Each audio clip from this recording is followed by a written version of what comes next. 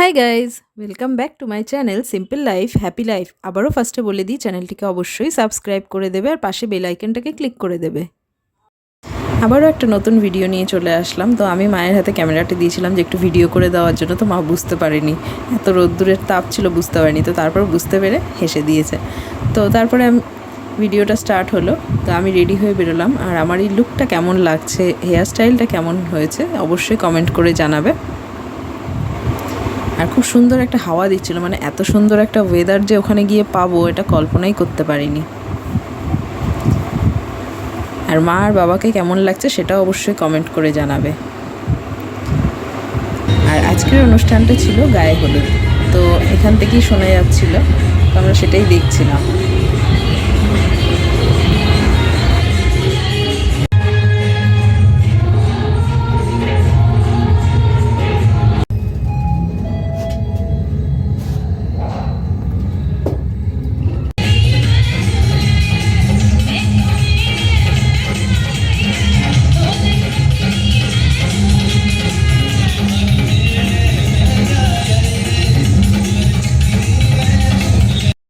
আমরা তিনজনে লিফটে করে নামলাম। তো এসে দেখি সবাই ওখানে চলে এসছে আর প্রোগ্রামও স্টার্ট হয়ে গেছে।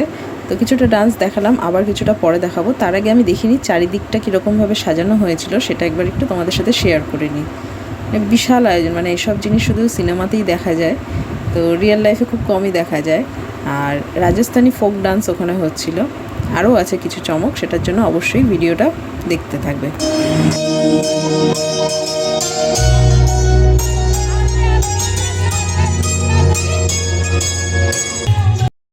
হ্যাঁ, আরও কিছু এখানে স্টল বসেছিল, যেমন এখানে চুড়ি বানাচ্ছিল, মানে একদম লাইভ, মানে যেটাকে বলে লাক ব্যাঙ্গেল ওদের ভাষায়। তো এই গালা দিয়ে চুড়ি বানানো হচ্ছিল, তো প্রচুর এখানে লাইন পড়েছিল। তারপর আরও এখানে অনেকগুলো আরও স্টল বসেছিল, যেমন আমি দেখাচ্ছি। এখানে বসেছিল একটা মানে জ্যোতিষ গণনার, মানে একটা টিয়া পাখি নিয়ে বসেছিল। তারপরে এখানে প্রিন্ট করছিল রুমালের ওপরে, রুমাল, ওড়না সব কিছুর ওপরে প্রিন্ট করছিল,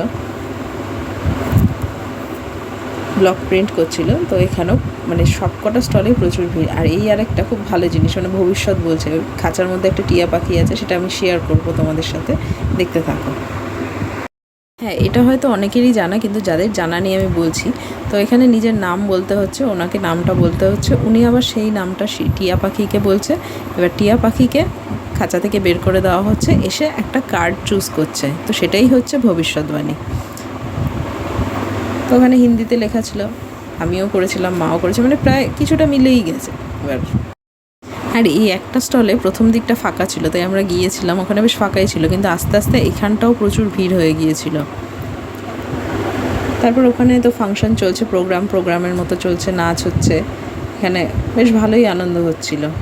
আর রাজস্থানি ফোক ডান্স দেখতে কার না ভালো লাগে, বেশ সুন্দর।